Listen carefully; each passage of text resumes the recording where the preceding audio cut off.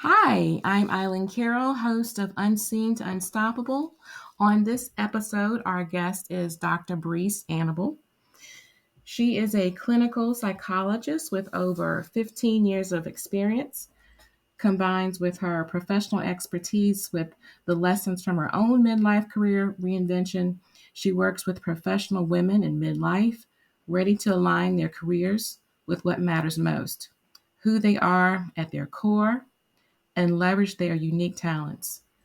Her clients emerge inspired, energized, and equipped to create work that is purposeful, exciting, and deeply fulfilling, making a meaningful impact in the world.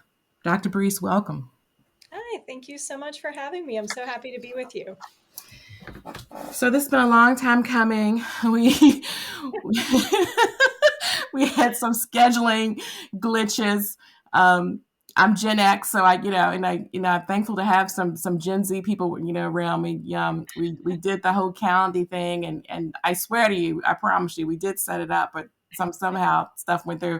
And so I just appreciate people who are so patient. My OBGYN, on my last visit with her, she was telling me how she was having a conversation with her staff, and she said something so poignant for me. It's like she said, people are in constant road rage. Mm.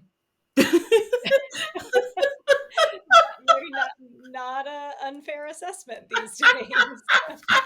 I just want to say thank you so much for attempting the second time to be with me and share your journey and how you're helping other women. I appreciate you so much.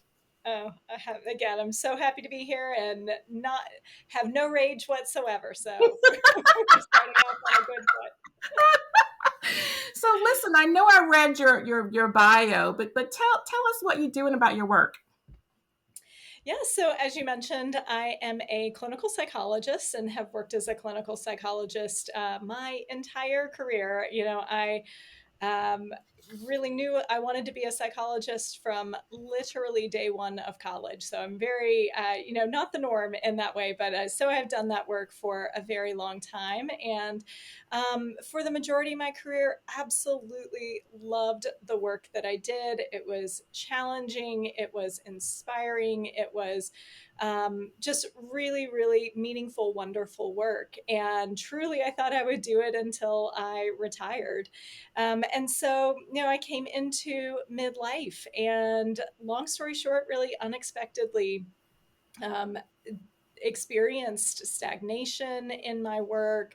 What was once really felt exciting and interesting and challenging every day, started to feel monotonous and a little routine. And I also started to deal with some burnout as well, for what I would say would maybe be overlapping, but some separate reasons as well. And so, I came into midlife and really felt very unprepared for the professional stagnation and burnout that I felt. And so it's really in the process of my own experience, working my way and moving my way through stagnation and burnout, coming out on the other side, I now, in addition to continuing to do work as a clinical psychologist, I now help midlife women pivot and change their careers for other women who have dealt with stagnation and burnout as well. So I now do both of that work still as a psychologist, and do my coaching work again with midlife women, helping them with career change. That is amazing. Something that you said struck me though. You said you always knew that you wanted to be a psychologist. Like, at what age and why? That is such a $1 million question. And I feel like as a psychologist, I should have a really good answer to it. Yes, yes, you should. We come to you for all the answers. You're supposed to have all the answers. Oh, I know. I don't know except to say it just always was so there was just always such an interest and an excitement with it. And, it's, I had different iterations of the kind of work that I was doing. I started off really interested in more of a medical direction with psychology. But then a large part of my career was also doing work, for example, with refugees and a lot of underserved populations. And so, I did lots of different things. So I think there was always this fundamental curiosity and interest in people. And then I just feel like one of the things that I always loved about psychology was that I could, there were just so many different ways that I could explore that, which I think was probably the reason that I've had such longevity in the field. Is, starting off at 18, and I went to graduate school at 23, pursuing my doctorate. I feel like I was able to really do a lot of personal growth. And, I'm obviously very different at almost 44 than I was at 18 and 23. But just being able to be in a field where I could really explore and follow these different interests, I think it always let me feel curious about the work that I was doing and just have a lot of variety and creativity. So I think big picture, that's something that I've really loved about psychology is, again, just the being able to, it's fundamentally always been about wanting to make a difference in people's lives. And then there were just so many different ways of being able to do that. So it really gave me this common, and still does give me this combination of deep purpose, as well as being able to have that purpose manifest and be lived out in lots of different ways. You know, it's it's a blessing that there are people like you that like this type of work, because now I look at the world fast forward, especially after the pandemic, and so many people. I work with young people. I work with college students. I mentor college students, and I never thought about this until I started working with them. I don't know why. I don't know, but anyhow, maybe I'm in my own little bubble. But they have so much anxiety, you know, Mm. Yes. and I'm just so honored that I can maybe just help one, Mhm. because I never thought about that before. And then the suicide rate is so high and things like that. And so we need people like you. And that's why I asked you the question, because we need people like you that actually like what they do. And for Mhm. me, that means you're a person that you like people and you like to help people. And that's just what it Mhm. is. I mean, it's so odd, like for a nurse or a doctor, a teacher, it's like we assume for those people to have certain type of personalities, but they don't always. Mhm. Yeah. And so I can tell you've got really good energy, and I just appreciate you, and I that you're doing this work. And with a demographic that I keep hearing ever since we started this magazine is overlooked. Mhm. So when you help these women in midlife, what are some of the challenges that you feel affect them the most when they're trying to pivot? You know, uh, Gosh, there's so many. I mean, I feel like there are, the challenges of midlife, which so many of the challenges with midlife, I think there is just a tremendous amount of responsibility. There's financial responsibility that we have. I think for so many women, there's the responsibility of being caretakers and the kind of managers of life, whether it's their own household.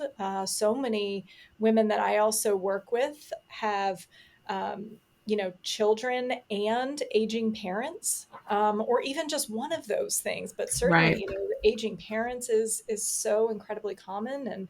And there are just so many realities of midlife and the responsibilities and very often the pressures that come with that I think then make it really difficult to feel like you can make a change, especially with something as big as your career. And then even just feeling, very often for women, even feeling like it's a shift to actually start to look inward and pay attention to, what do I want? What matters to me? And I think that's another facet of it as well. I see a huge challenge is, just these external messages of what success looks like. And very often people have followed those metrics of success, and a lot of the women that I work with, and they've done a great job at it. I mean, you get to midlife, and you look back and you see, the results of years and decades of work. And then at the same time, what do you do when you get to that place and those same things no longer feel meaningful, or as challenging, but the path to how to do it differently isn't clear because we're not given that. So those are just a few things. I think the challenges are really, really big for midlife women, again, as far as the life circumstances. And then as far as career in particular, many women I work with are just high achieving, very successful women. And it's really difficult to step back and even imagine or know a different path of success other than the one that, we've been given. So, based on that, are there any, because like you said, there's many challenges that women face. Are there any practical strategies that you would recommend? Let's just say for career. Let's keep it there with career. Oh, absolutely. I am incredibly practical in my coaching work and my therapy work, in that I'm really big on people having, again, very practical, tangible ways of doing things differently. I say all the time, insight is necessary, but it's not sufficient, right? Like, we can understand something, but the rubber meets the road with being actually able to put something into practice or do it differently. So, all that being said, one of the most important first steps that I talk with women about is, if you're in a place where you're dealing with burnout, you're dealing with stagnation, one of the most important steps, and it sounds obvious, but it's to actually get really clear about the causes of your burnout, the causes of your stagnation, because those are words that, especially burnout, right? It's like that's a word that we're all incredibly familiar with, but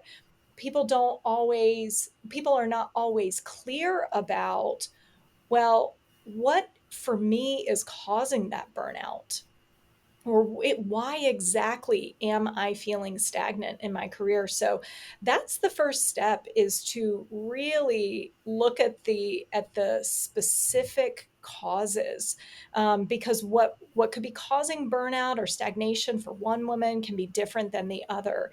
And that is just such a necessary starting point, because I truly believe that being clear on that first step in a lot of ways can give you a big part of your roadmap moving forward. For example, I say all the time, burnout and stagnation and frustration, dread, those are your signals. They are your messengers. And so if you can hear what they have to say, then you start to be able to flip the coin. For example, if you say, well, a never ending workload is a big part of my burnout, or a really common one, my values don't align with my employer anymore. When you get clear about that, then you're able to have that information of, like, your system, your body, your mind is telling you that really matters to you. So already you're starting to be able to get some clarity from that. Do you have, in particular, a success story that you'd like to share that illustrates that transformation? Yeah, absolutely. I think one of the women that I've worked with, she had built a really successful business, and by all of these external measures of success in her particular industry, she checked all the boxes, and yet was really just dragging herself to work every day. It just felt excruciating, and was felt lack of motivation, and just this dread going to work every day. And when we really stepped back and we got clear about what her what her burnout was telling her, then it became a matter of envisioning and starting to just think creatively. I remember, we started. I have some different strategies for people for how to brainstorm and think creatively, but we started there, just really in this place of spaciousness and imagination, and of saying, like, okay, like, what sounds interesting? What sounds exciting? We're using the information that we gathered from her burnout, and then started to just imagine and just think about what else was possible. And in that process, she was really able to get clear on a particular direction. And I will say, a lot of our work was on the self-doubt that came up, questioning whether it was even possible. But now at this point, she has almost fully transitioned into a new career path. And we were joking the other day. She said, my biggest problem right now is that I'm so engrossed in what I'm doing, my legs go numb. And she's like, I have to remind myself to stand up and move my body, because she's like, every day I get to get up, I get to wake up and do work that I'm really excited about. And it's in such a different direction for her. And the really cool thing about the direction that she's gone in, which for her is writing, the cool thing about it is that it was always something that she loved to do, but it had just gotten sidelined for Mm-hmm. her in the pursuit of um, the boxes that you're supposed to check, Right. and so it was this way in which she got reconnected to something that was always there but had just been sidelined. And so it's just such a joy to hear, when we talk now, the excitement and the energy that she feels every day. It's like, at she's in her 50s, and it's like creativity has just come alive. So she is one of my just it just brings such a smile to my face every time I think about the work that we've been able to do together. That's amazing. So, is she a part of this? You have a program. It's called the Brave New Beginnings program. Was she one of those clients? Was she part of that program? She was actually a precursor to the program, as I was starting to, do this work with people, and the program was not yet formed. Hmm. But a lot of the work that I was doing, that we were doing together, eventually did evolve into the Brave New Beginnings program. So, what is the Brave New? What is it? The Brave New Beginnings program, and what makes it unique?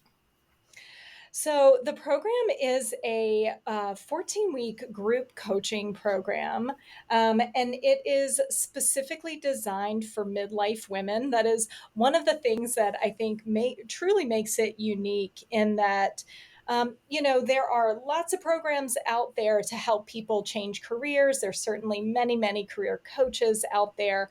Um, but from my perspective, the experience of midlife, and to be a woman in midlife, is just it's a time that is, I believe, again, very unique and just different than other times in life. And so we certainly, if we want, can talk more about that. But that is one of the aspects of the program that I believe does make it unique. That it is, yes, it is a career change program, but it really situates career change within the realities and the context of midlife, and what it's like to be a woman in midlife.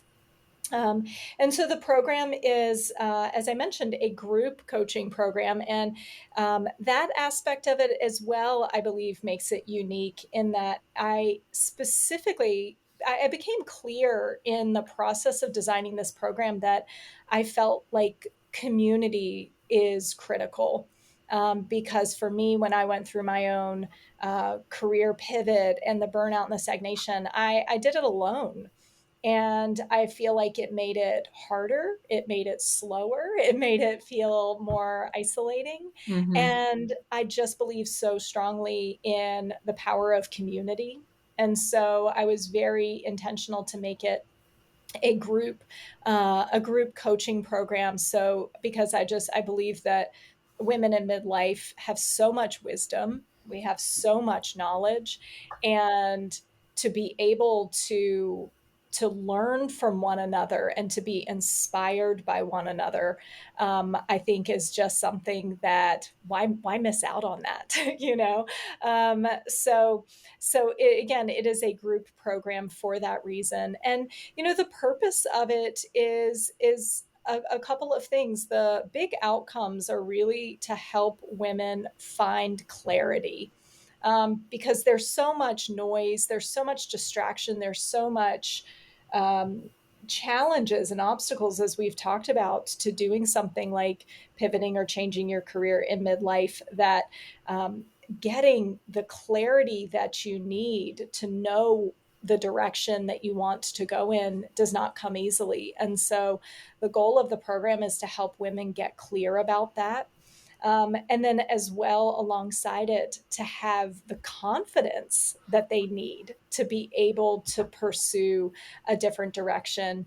And as well, so I say clarity, courage, and or confidence and courage, because I believe really this is not the path of least resistance in life to have the courage to make a big change like that. So that is what the program is about, is to help women to be able to have the courage, the clarity, and the confidence to pivot or change their careers, and to do it in community alongside one another. The word community, I want to expound on that, because something you said, I'm sure it's going to resonate with a lot of women. This thought of going at it alone. I'm not sure why we're made that way. What happened to us? But anyway, men can't even find their keys, but they expect you to know where they are, right? Well, and we usually do. So I'm curious. Like, I want to expound on that. Like, this community support. One, how is it achieved? What does that look like? How do women receive that community support? I mean, is it a Facebook group? Expound more on that community support. Yeah. Yeah. So it really is woven in a couple of different aspects of the program. So, one is that, so the program does have live coaching, and there is a weekly group, a weekly community group that women come to. And so let me just say first, the heart of the program is an online or self-paced course where they're really learning. It is the roadmap through the process. But then with that, once a week, we all come together to be able to pull from some of the themes and the content from the group, excuse me, the course that they're doing, where they really get an opportunity to discuss it in community. For example, some of the topics that we talk about are um, just what it's like to go through a transition in life where you don't know what's next. That's such a common experience in midlife, and how do you navigate those kind of transitions? Big topic is also how to start getting really connected to yourself and your own internal wisdom and compass, and so discussing what it's like to be connected to your intuition, the challenges that come up with that. We also talk about things like just the endings and the loss that a lot of times comes up in the process of deciding to move in a different direction in your career. And because the women I work with have been are very career focused, and so this is a big change. um, so that's just a few things that are discussed. But again, it is an opportunity for women to come together. They're not only learning about it in their own time, applying it in their own lives, but coming together in community and really sharing and talking about what the experience is like. And because it's coaching, there's always, tangible actions that they're taking, from those conversations. But that's I think, such a meaningful part of the program, is to really be alongside other women who are in this time of life and are having the courage to make big changes and challenging decisions. And then there is also a private Facebook group as well. And that's an opportunity for continued connection with one another. We also, I post different things that help them continue with the momentum and the motivation to do the work that they're focused on during that week. So it's a way for them not only to have that individual continued work, but again, another place to really connect. So it's woven in to a number of different facets of the program. One of the things I see a lot is growth mindset. How do you feel that plays into a role with your program and women in midlife achieving this growth mindset? Do you feel that being in our head a lot, does that keep us where we are, keep us stuck and stagnant? Oh, 100%. I'll maybe kind of answer that in two ways. First, I'll Okay. get to your last question. Are we stuck in our heads too much? 1,000%. And this is a particular challenge, for the women that I work with, who, again, are very successful, have achieved a lot in their careers, and the strategies of, or let me just say this, the skills and the abilities to be strategic and to be logical and and efficient and organized, and all of those strategies and skills are incredibly valuable and well honed, especially in their professional lives. And those skills are incredibly valuable in lots of aspects of life. But when we're talking about making a change like this, to step back, to really evaluate where you are in your life, to evaluate the work that you're doing, very often it's not a logical endeavor. And again, it doesn't mean that logic doesn't have its place, but it's such a big part of the work that I do with women, is to learn to become more connected to their intuition and to their instinct and their wisdom. I talk about it as being more inside out, right? Like really getting clear and connected to themselves internally to Mm-hmm. guide decisions. Because if we stay in the place of logic, well, as we've talked about, there's so many challenges. The logical decision is to not make a change like Right. this. Right. um, and so it is really, I think, fundamental to learn how to and to highly value making decisions from a place of intuitive. I talk about it as like as rightness, kind of capital R. What is right? What do I know to be true Mm-hmm. for myself? So absolutely, it's like, yes, the logic, the intellect. That's I think about it as like that's one tool. Right. We also have to be able to hone another tool that I think is critical in this process. So I can also share a bit more about growth mindset as well, but I wanted to talk about that in particular because, yes, being in our head too much ends up being a huge stumbling block and a huge roadblock for many women.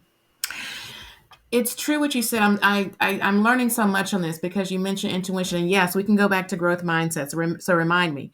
Um, I got short term memory.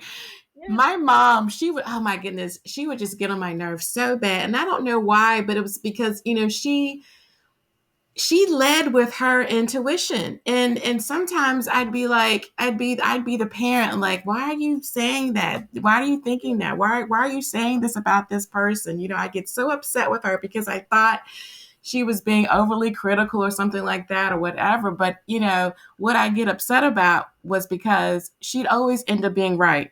Even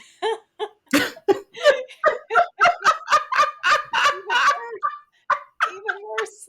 She ended up being right. Yes. I'm like, no proof, no Yeah. nothing, you know. And Yeah. so now she got it from her mother and I got it from her. We have, yeah, I was in this car accident. I had to get all these tests done. And so that's one of the things that I scored high on, what a perception, things like that. So I have it too. But one of the things that holds me back is like what you said in my head. I'm like, well, I don't have any proof. Why am I thinking this way? So I do this thing where I bank it Mm-hmm. Yes. until, Yeah. you know, Yeah. and yeah, because I'm afraid or whatever it is. I don't know. I'm just like, I don't like why, and I chastise myself like, why are you thinking this way? Why are you feeling this way? And this and that and everything.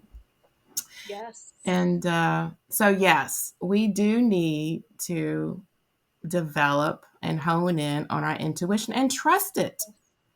Yes, exactly. That's what I was just about to say is, so much of the work that I do with women because, that into that relationship to our intuition, I talk about it, it is no different than any other relationship we have. It just happens to be between you and you. But it's no different than any other relationship. And if we want trust in a relationship, we have to be willing to, number one, listen, to value what we hear, and to be willing to act on it. What is trust is that we have this sense of like, yes, I can believe you. When I hear you, I believe you. Right. And yeah, and it is, and that is so much of, again, the work that I do with women. It's this process again, first things first, learning how to hear what that part of them has to say, and then be willing to value it rather than question it, or minimize it, or all the things that we can do, and then to act on it. And to your point, it doesn't mean hastily or impulsively by any means, Right. but to, in a really intentional way, to give ourselves permission to act and to make decisions based on that sense of rightness and knowing, because it is in that process. I think about it as a feedback loop, right? Because then we get the real world experience of what it feels like to live and to make decisions from that place. And more often than not, it shows itself to be trustworthy. And so it's, yeah, to that trust is through experience. I'm not sure if you do any writing, and I'm bringing this up because there's a section in the magazine that I purposely started, and it's called, I do it with a little hashtag relationship rules. Mm, And I knew that when I started, people would automatically assume we're talking about, you know, the relationships we get in, No. right. Most of the articles are about having a relationship with yourself. Yes. Yes, exactly. I love that. I love that you have that in the magazine because, yeah, it's like so often people don't people don't recognize it as such. And when you really start to recognize it as like, this is the most important relationship that I have. And how, Absolutely. yeah, Absolutely. yeah. Yes. Yes. Yes. So I'm sorry I cut in, but I just wanted to like amen that because Yes. I, nobody knows that. And it's like, I hope I'm not getting off topic, but like, let's say you want to get in a relationship with someone.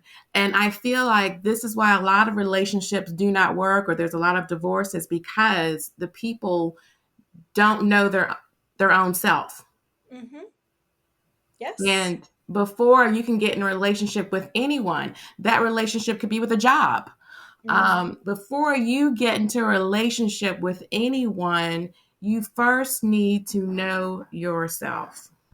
Exactly. I love your way of thinking about that, of like, and again, I do work with women, of course, with career. And I love even thinking about it in that way of like, before you get into a new relationship with a new career direction, you first have to know yourself.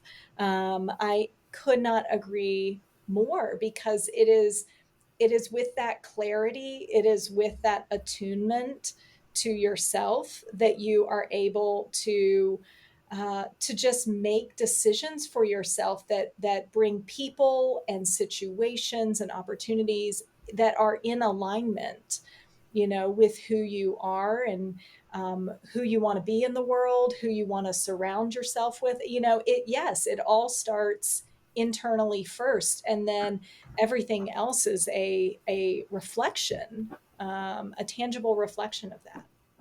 So I did remember, we get to talk about growth mindset now.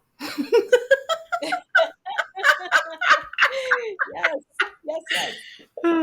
So how does that work?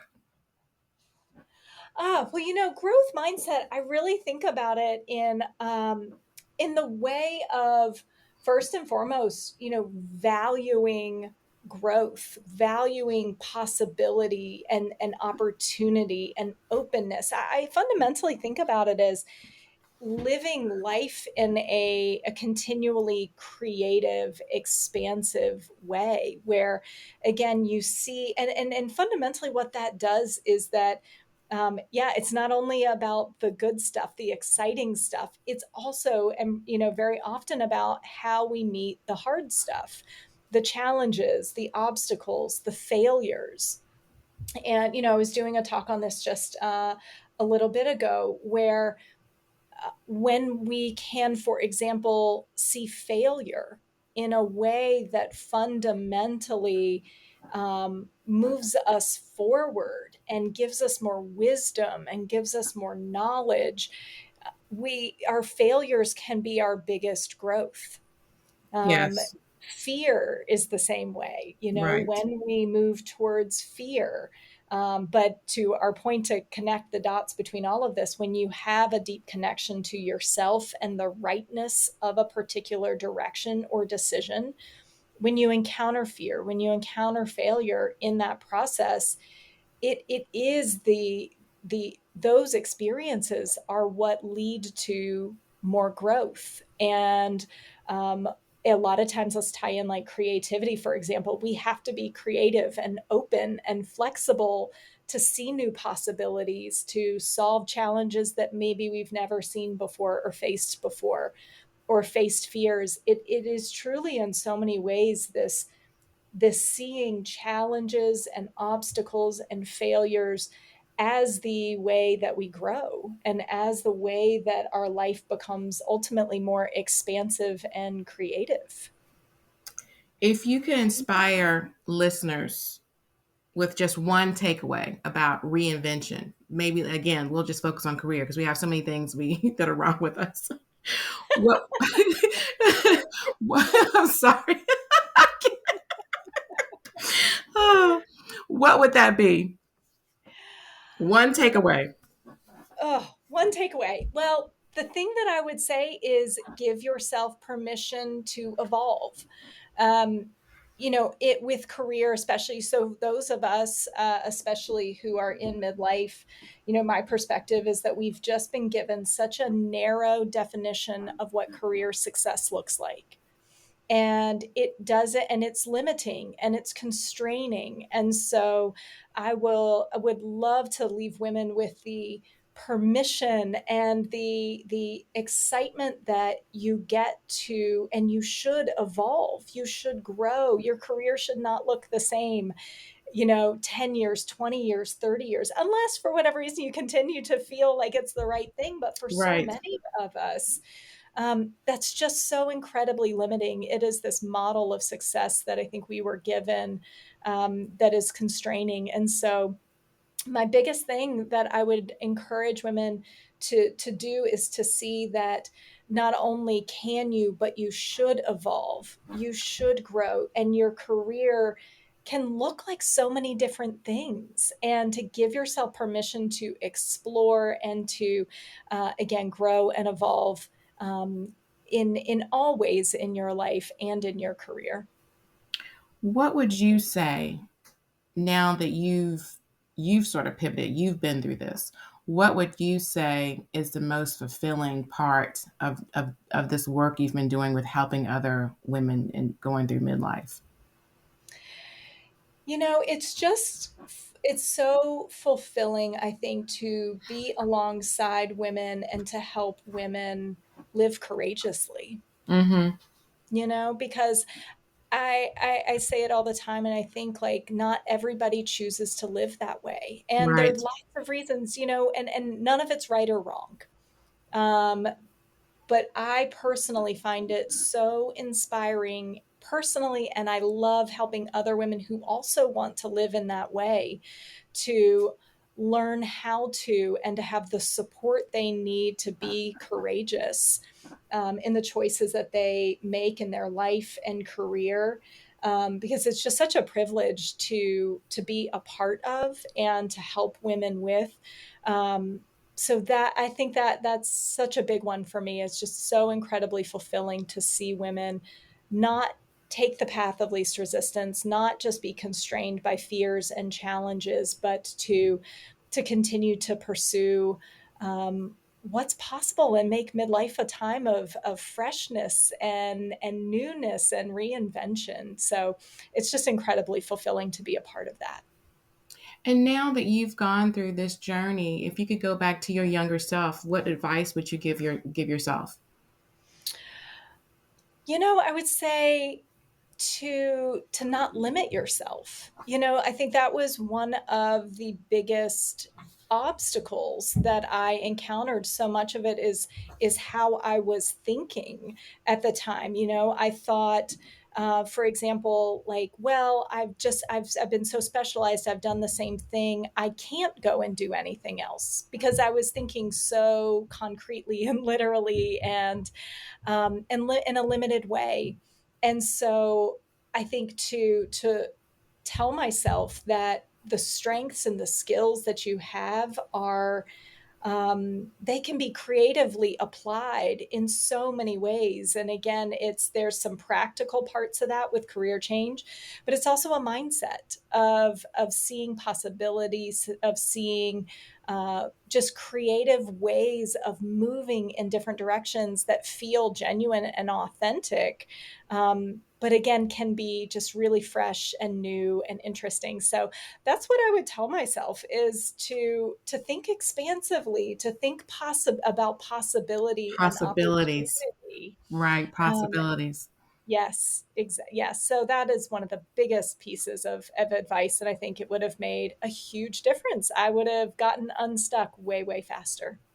That's so true. I resonate with that. I think that was my problem as well, is not seeing possibilities or accepting them or opening up doors or things of that nature, possibilities. And maybe that's what a lot of women, maybe we have this, I don't know what you want to call it.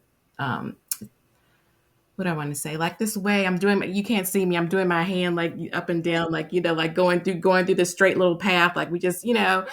know, and life's a checklist. You do this, you do, and everything. And I think that is something that most women, I'm not going to say all, because we don't know all women, but I think most women do resonate with that having to go through life like that whatever word I Yes. can't come with, my hand is like going through, Yeah. you know.